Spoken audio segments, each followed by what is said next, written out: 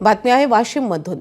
वाशिमच्या गव्हागावातल्या श्री अंबिका माता मंदिरात चोरी झाली आहे। 7 मार्चला पहाटे 3च्या सुमारास अज्ञात चोरट्यांनी देवीचे चांदीचे डोळे आणि पैशाच्या दानपेटीवर हात साफ केलाय। या संदर्भात पोलिसात तक्रार दाखल झाली होती। 7 दिवसानंतरही चोरट्यांचा शोध लागलेला नाहीये।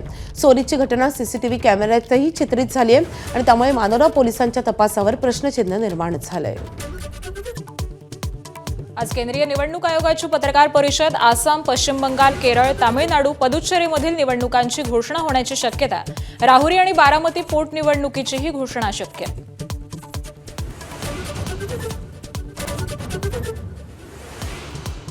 महापौर रितू तावडेंच्या वाहनावरील लाल निळ्या दिव्यांमुळे वाद पेटला। गाडीवरचे लाल दिवे नियमबाह्य, मिलिंद नार्वेकरांची टीका। तर अधिकृत गाडीवरचे दिवे 2 दिवसांपूर्वीच काढल्याचं महापौर कार्यालयाचं स्पष्टीकरण।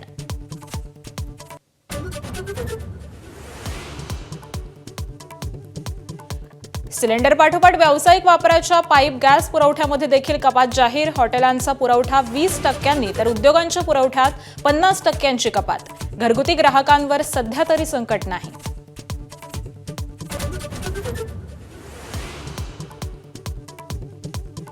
आखाती देशातील युद्धाचा आज 16वा दिवस। युद्ध संपण्याचे अजूनही कोणतेही संकेत नाहीत। अमेरिका, इस्रायल आणि इराणचे एकमेकांवरती हल्ले प्रतिहल्ले सुरूच।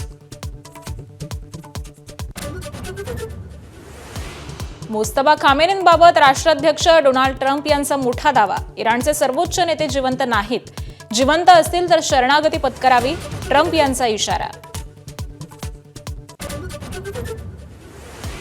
होर्मुझच्या समुद्रधुनीत भारताची 28 ते 30 मालवाहू जहाजं अडकली। जहाजावरती 677 पेक्षा जास्त भारतीय खलाशी।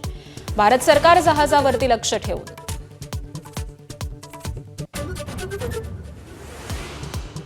1 एप्रिलपासून राष्ट्रीय महामार्गावरचा प्रवास महागणार। महामार्गावरचा वार्षिक पास महागणार। 3000 रुपयांच्या पासमध्ये आता 75 रुपयांची वाढ। एबीपी माझा, उघडा डोळे बघा नीट।